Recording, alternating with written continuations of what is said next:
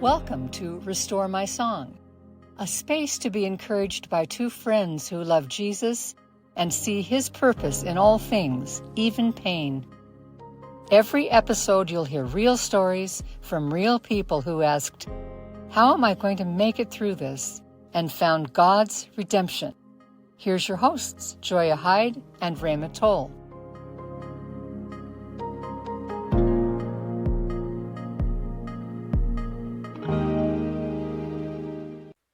Hello, everyone. Welcome back to Restore My Song. This is episode 46.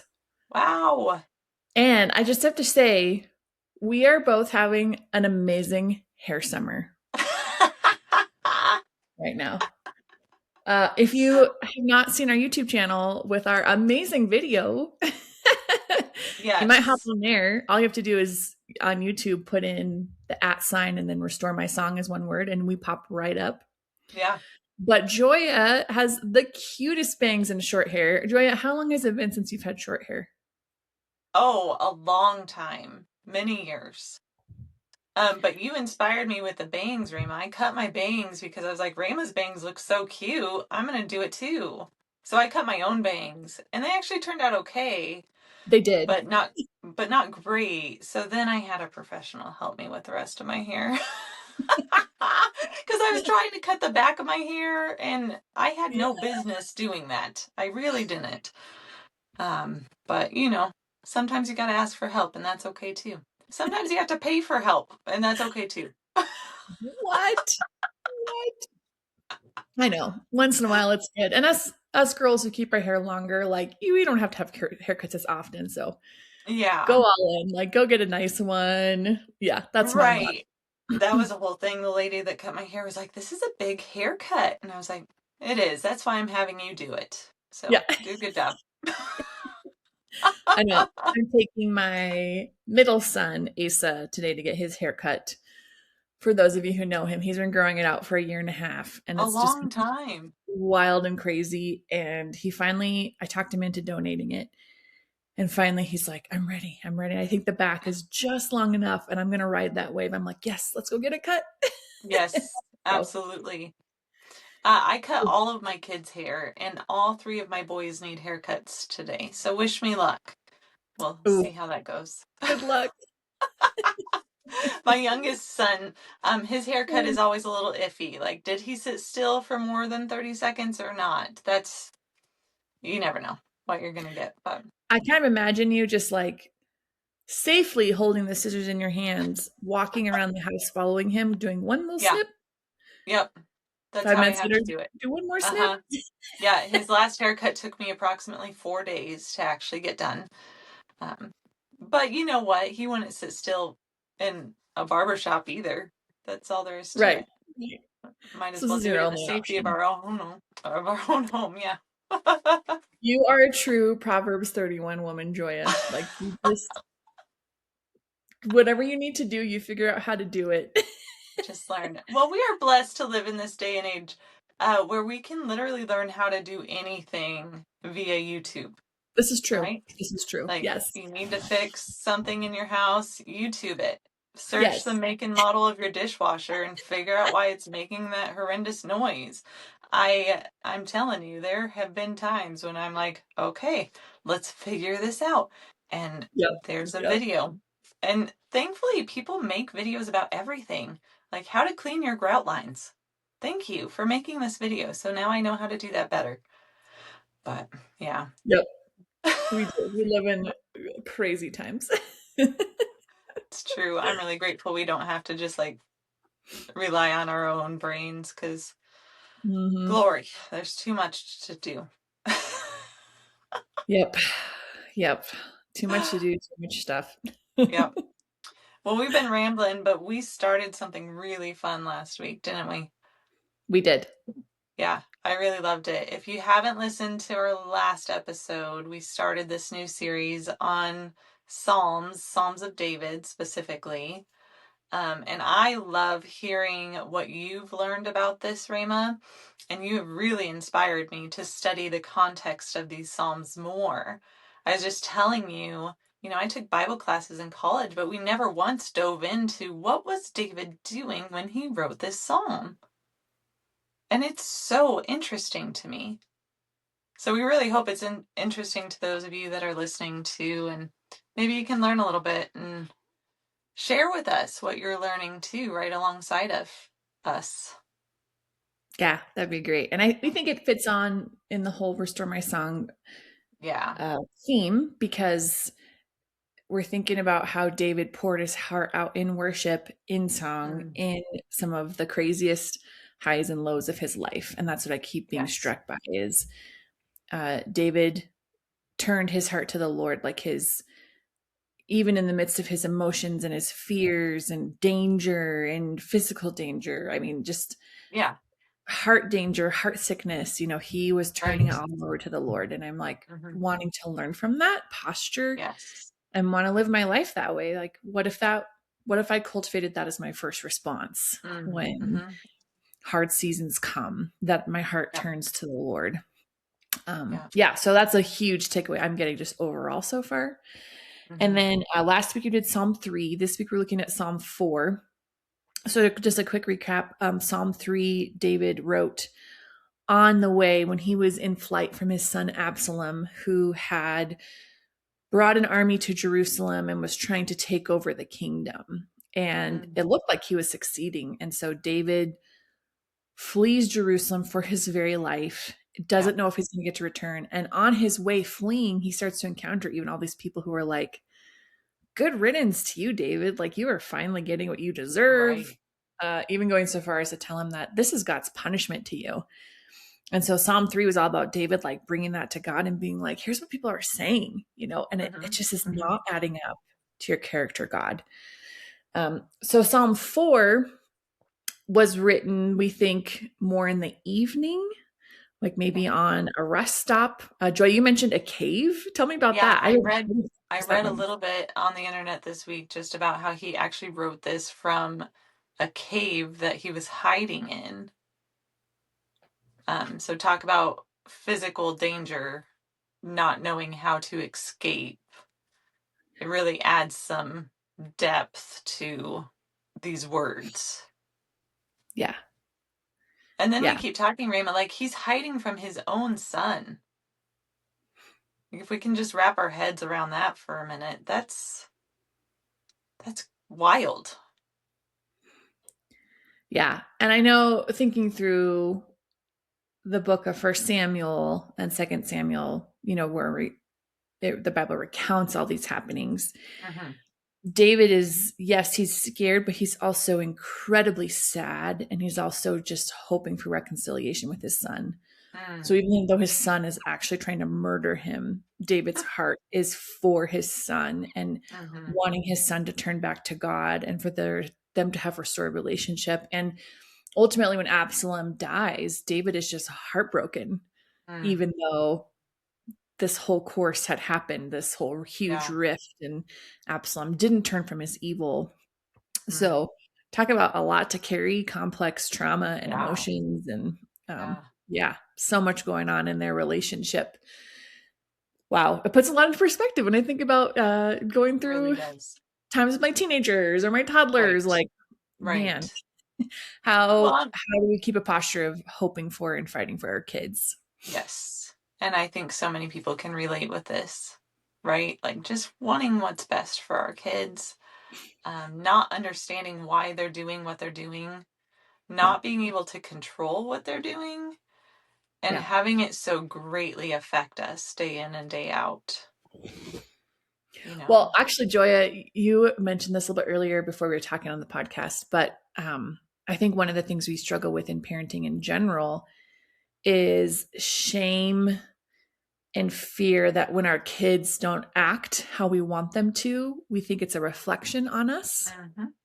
And I've had several conversations with people lately, especially like parents of kids in their 20s, where their kids have gone through some hard times and how they had to wrestle with that shame. And ultimately they came to the conclusion like, okay, my kids are their own people. I have done my best. I know I've made mistakes, but I have to trust God and let them be their own people with God's own story in their lives. Yeah. And that is also humbling to think about when we're in the moment of either parenting littles or thinking through our littles becoming teenagers and young adults. Like, how do we let God write their story? Yeah. And keep praying for them and keep hoping for a relationship, even when they do things that make us feel shame or, question who we are as parents. So I think there's some of that going on in David's story too. Sure.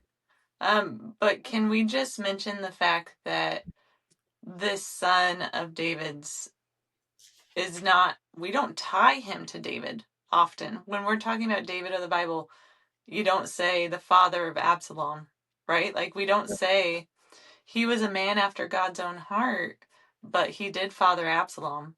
Like, we don't say that. That's true. So Yeah. I was talking about this subject with you, Rhema, because I was just encouraging a friend that, like, our kids aren't a direct reflection of us. And she was like, I can't buy that. I was like, but it's true. They're their own people. Right. They have their own free will. And we do our best to encourage them and to be their support system. But ultimately, their choices are on them. Yep. I didn't feel that way with my 3-year-old at the dentist this morning when he screamed and kicked and really made a ruckus. But sometimes we're humbled. That's okay. Yep. Yeah. And well, and I think it's cool too. I've seen a lot of stories lately of adult kids who have spent a lot of their lives away from the Lord, coming to the Lord and bringing their whole family with them. Yeah. And I just think we just have to keep praying. We just have to keep hoping. We just have to keep loving and trusting God. And then not shouldering the despair over our kids' choices. Right.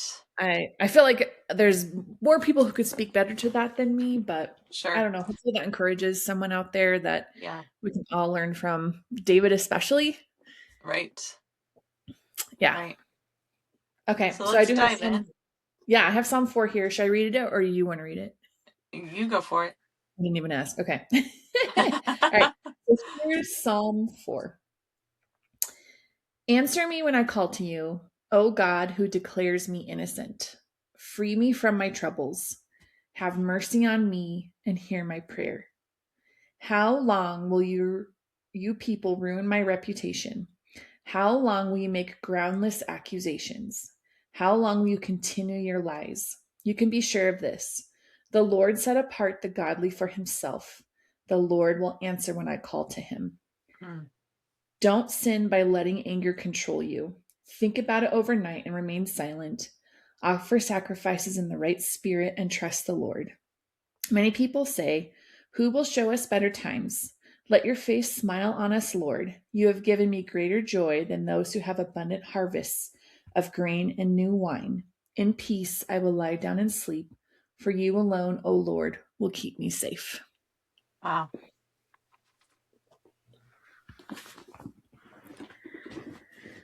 So to me, one of the overarching themes of this psalm is that David is declaring trust and God's security, and also reminding himself that when he calls out to God, God will hear him. And also, it's a psalm of even that very first phrase in those first couple of verses, God, hear me when I call. Yeah. That's God very passionately stirring up that's David very passionately stirring up his passions and saying, God, I'm going to take hold of you. This is not a passive prayer. This is my lifeline. Like, this is all I have left. And I'm going to reach out for you and be hungry and ask with depth and emotion. Because God wants us to care deeply about what he is passionate about. Right. And so in a lot of ways too, this psalm is a psalm of David reflecting on knowing that God would be angry by how his name is being slandered, by how people are trying to take control of the kingdom of their own lives and take it out of God's hands. So ultimately, David is saying, like, hear me, God, and I'm also going to declare to you, you are the one who makes me righteous. Yep. Not these people around me, not these circumstances, not what they're saying, not what my child is doing. Mm-hmm. You make me righteous. Yep. There's so verse many, there's so many good nuggets of truth in here. And I think what we're doing through this series too is learning from David's example, right? Not that David was a perfect man. I think we do that a lot. As we're reading scripture, we think about these Bible people as being something otherworldly, right? But they weren't. They were just like you and I in the muck and mire of this world. And yet still pursuing the Lord, as David is showing us, with joy in suffering. So that was just verse 1, and there's such truth in that. But keep going, Rhema, because there's so much more. Okay. So verse 2, David asks all these questions of, essentially he's saying, how long can these people run their mouths and not get punished? How long can they slander me, slander God, continue in their lies? And I also think about, like, in David's timeline of his life, I mean, he was probably in his 40s or 50s Yeah, by the time the story is happening. Mm-hmm. And his reign was marked by so much strife. I mean, he was always at war, essentially. Even if it wasn't with other nations, it was war within his own house, with his own family. And so I feel like the verse 2 just has these frustrations of, like, really, seriously, God, how have these people not had consequences yet? Right. For their plotting, for all the things they've tried to do.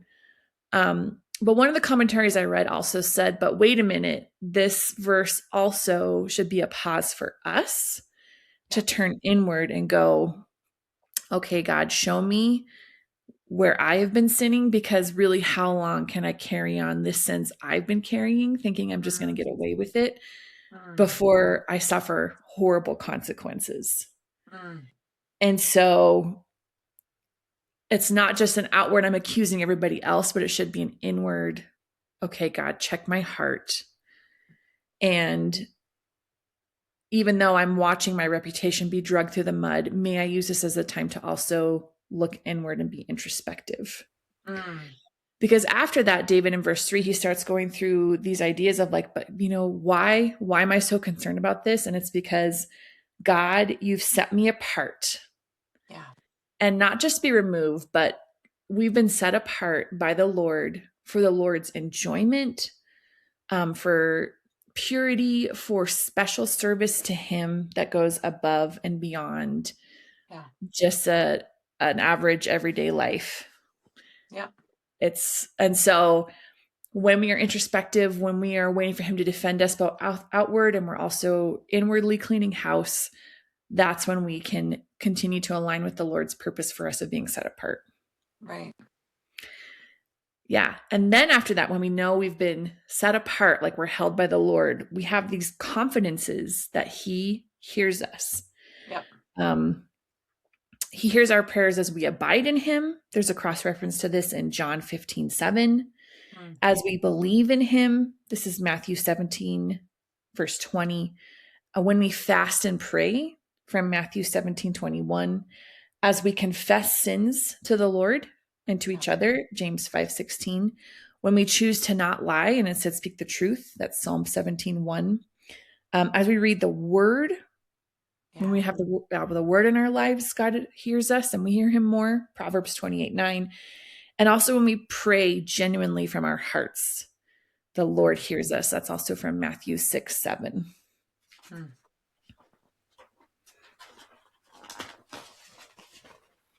Wow, so good.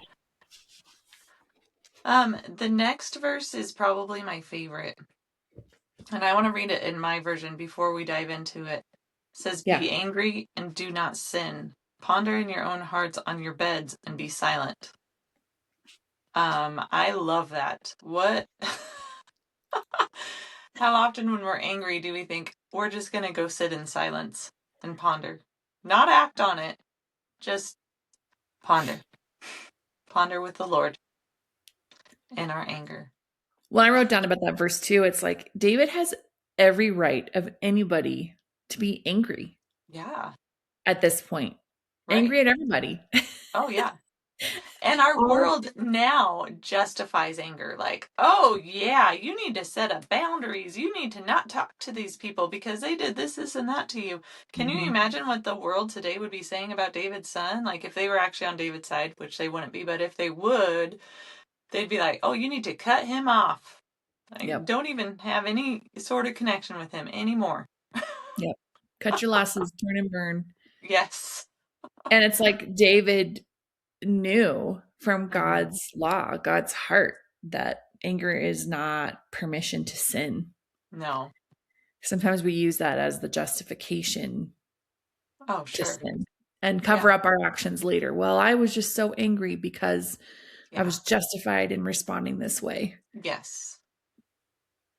And I think what happens when we stop and ponder instead, when we take some time and mull it over with the Lord, I don't know if it necessarily changes the circumstances around us in that moment, but I think we find solace in the Lord instead of solace in our anger. Right. Right. And that's what David was doing, is he was bringing his anger directly to the Lord, not talking to other people about it, but sharing it directly with the Lord. And he knew what to do because he was so closely connected with the Lord, right? Like he was like, okay, I'm just going to go to sleep. I'm going to ponder this. Yep. I don't know. A lot of lessons in that verse. A lot. I think that, like, anytime that I've been pushed to that level of anger before, and I actually do pause, the Lord speaks to me. Yeah. In like a fresh outpouring of information I could have never gathered if I was just boiling in anger and wrath, right? Yeah. And I have one time specifically that I'm thinking about when I literally knelt down to my knees at my bedside and I'm praying. Nothing about my circumstances made sense. And I just felt his comfort. And so maybe that's why he said, literally, ponder this on your own bed. So that the Lord could be invited into that anger to comfort us. Yeah. You know? And I think oftentimes when we see our kids being angry or whatever about things that we know are going to resolve, they don't understand it, but we know as parents that it's going to resolve. The God of the universe sees our circumstances in that same way. Right? Like he sees the big picture. He knows how it's going to get resolved. He doesn't want us getting physically, emotionally, and spiritually sick from a situation that has a resolution ahead. That's not his interest for us. Yeah. But instead, this verse is telling us, just stop, be still. Let it wash over you. I do appreciate the differentiation, though, of like, you can be angry and not sin. Yeah. So the emotion of anger is not the sin. Right. Does that make sense? Like we feel that sometimes where we're like, I should have never been angry with that person. That's okay. Yeah. Anger is an emotion that we are naturally inclined to from time to time. And oftentimes it's justified. There's a righteous anger, right? That we're supposed to have towards the ills of this world. But be angry. Don't sin. Let the Lord handle it. Be still. Let the Lord fight for you. Yeah. And that's what David is setting the example of here, is like, He knows he doesn't have skin in this game. He knows that all odds are stacked against him. Yeah.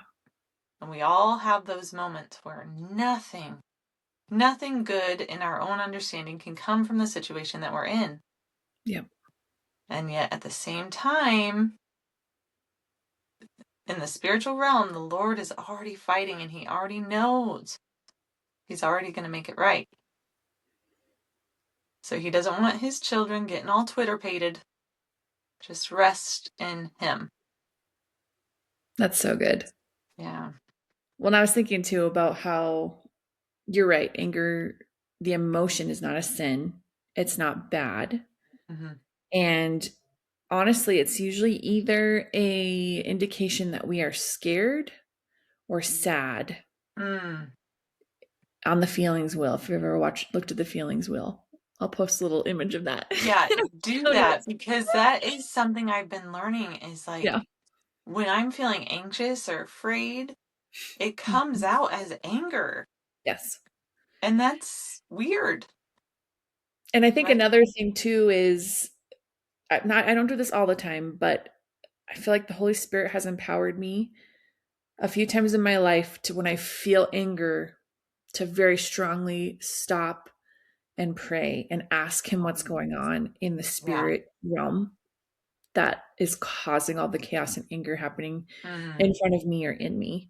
And he will often show me something to say or a phrase or something to pray, like depending on the circumstances, to get to the heart of actually what's going on.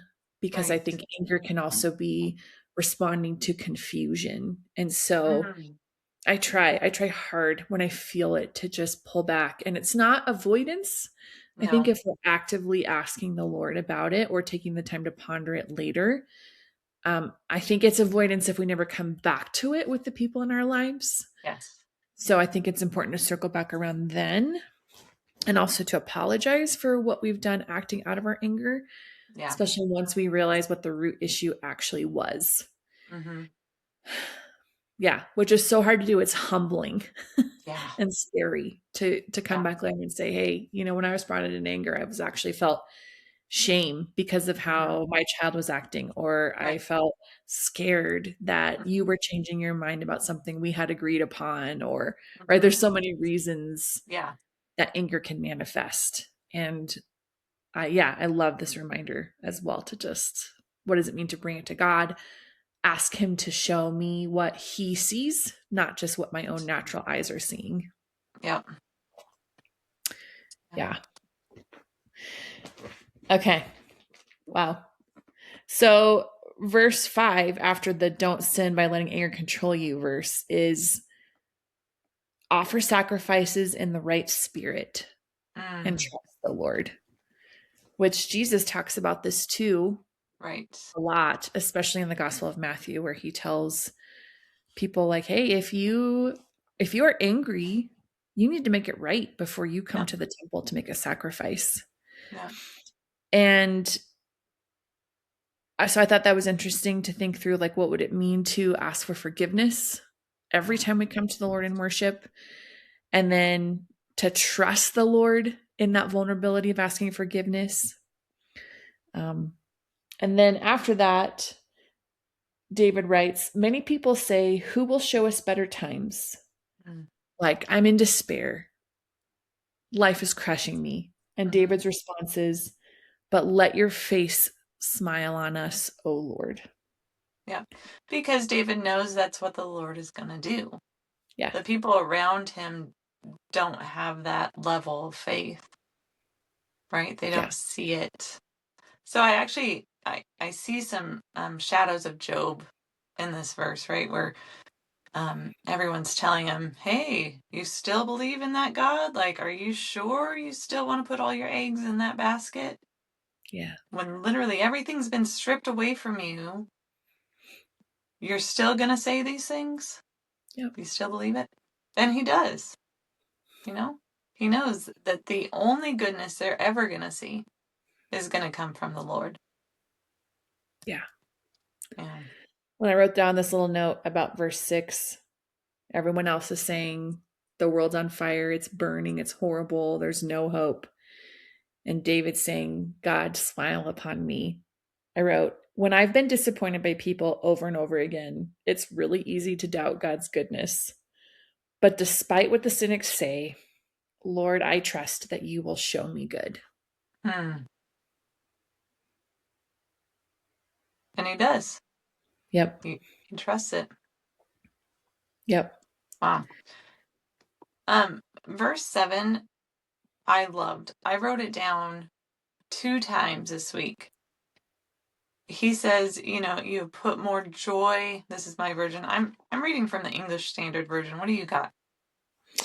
Oh, what do I got here? New Living Translation. Okay.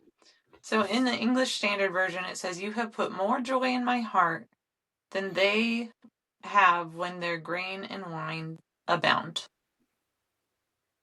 So if you've ever lived through times of scarcity or, whether it be monetary or not, scarcity in relationships, scarcity in whatever it is that you're longing for that you don't have. Or I remember when we were struggling to get pregnant the first time and seeing other people have what we so desperately wanted to have and we couldn't. Yeah. I wish that I would have known then how to fully rely on the Lord as my source of joy. I'm a totally different person now than I was then.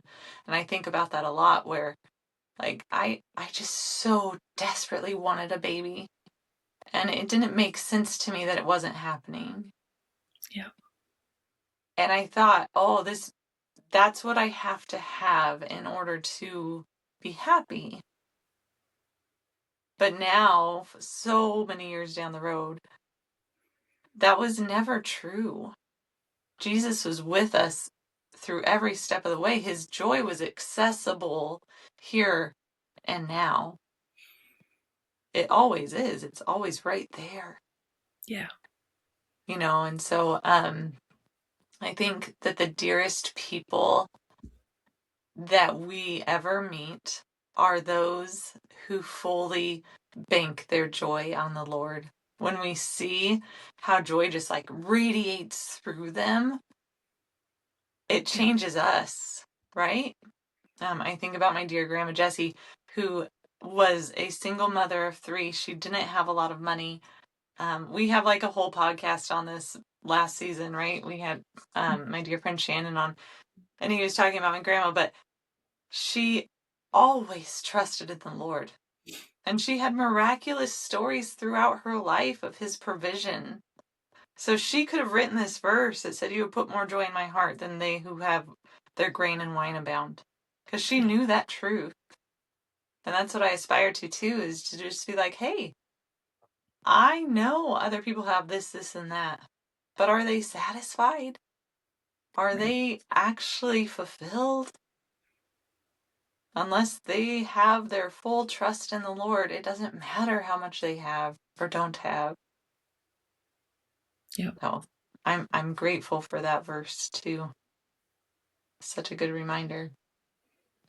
Oh, that's so great. Yeah, I wrote for verse 7, Lord, you put gladness in my heart, no matter what is going on around me. This is joy that surpasses the happiness that comes from the abundance of material things. Mm-hmm. Mm-hmm. Wow. And outsiders do not understand this at all, do they? No. There's no way for them to understand what we're actually talking about when we say this, because at the end of our lives, we don't get to take any of this world with us. Yep. Right? None of it. Well, I know I've mentioned this before, but, losing my first husband, that has been a huge takeaway for me is, I literally can't take any of this with me. So it has changed how I view my possessions, how I view my time, how I view how to spend my money. It's not mine. No. It never was to begin with. No. But I don't want to be ruled by greed. I want to be full of trust for the Lord, for how he wants to take care of me and to do what he wants me to do with my resources and my time. Right. Oh, I mean, such an eye-opening thing. Yeah. Yep. Yeah. I hate that we have to walk through these big griefs often in order to understand this more fully. But the same thing happened to me, Rhema, when we lost our baby Ezra. I changed. Like, I was like, get rid of this, get rid of that. I don't want clutter. I don't want any of it. Just take it, you Right. know? And I've kept that mentality. There's something about gaining that eternal perspective when that shift happens. Yep. Yeah. A lot. So how do we close this out? What does he say? So the very last verse, you want to read that one? I know. Sure, it says, in peace I will both lie down and sleep. For you alone, O Lord, make me dwell in safety. Yeah. Can you So imagine if he was actually saying this out loud and the people around him are like, David, we are in a cave. hiding. I had a good chuckle about that. Yeah, I actually wrote down a quote from G. Campbell Morgan. I found in the Enduring Word commentary on this verse, and it says, Jehovah gathers the trusting soul into a place of safety by taking it away from all of the things which trouble or harass. Mm, The tired child of love is pavilioned in God's peace. mm, So we sleep well because our safety is from you, Lord, and not from our circumstances or our feelings. yeah. And I love that phrase, that the tired child of love is Mm, pavilioned in God's peace. that's beautiful. Wow. I think something that David understood that a lot of us struggle to understand too is God's sovereignty over our lives. Yeah. You know, we get into some scary situations sometimes, and the world is scary. You know, as mothers, we see that more than other people, right? Because we have to try to shelter our babies from everything that's going on. Um, but I've been continually learning about how his sovereignty prevails. Yeah. Even amongst all of the chaos of this world, nothing's going to happen outside of his will as long as we are walking with him hand in hand. Yeah. You know, and that doesn't mean that we can't mess up. We do mess up. We make bad choices.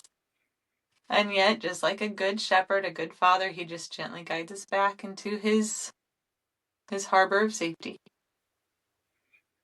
And we also don't understand fully, we can't, what the veil between now and eternity looks like. So I think ultimately, if we boil down every anxiety and fear that we have, it's about death. Yeah. Right? Like one way or another, death touches our lives. We see it happening. Every day there's new ways to die on the internet. Like we see them, especially nowadays, like there's videos. Yeah. And it's scary if we allow it to be. But then understanding, nope, we aren't meant to hide our lights under a table. You know, like we are meant to go out and to do and to follow our callings. We're not meant to just cower down in fear. And the Lord knows this. He knows that we're afraid, but Yeah. yet He still gently guides us, gently walks with us, Yep. and allows us time to lean into trusting Him. Yeah. That's so good. Yeah, but it does take time. I just want to emphasize the fact that we're not perfect at this. No one is perfect at this. David wasn't perfect at this. Right. Right? Like, we're going to screw this up. But ultimately, his peace is so good. His joy is so good. Yeah. And we can trust it. We can rest in him. No matter what's going on today, we can rest in him. That's so good. Yeah. So thanks for leading us through this, but what else do you got? I was just going to say, as a last phrase, like, may you be pavilioned in his peace. Absolutely. All of you, no matter what you're going through today. Yep. No matter what the internet says, like, just be pavilioned in his peace.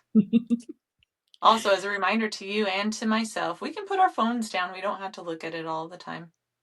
Yep. You know? So, yep. Yep. Claim your peace back. Absolutely. It's right there for us to claim.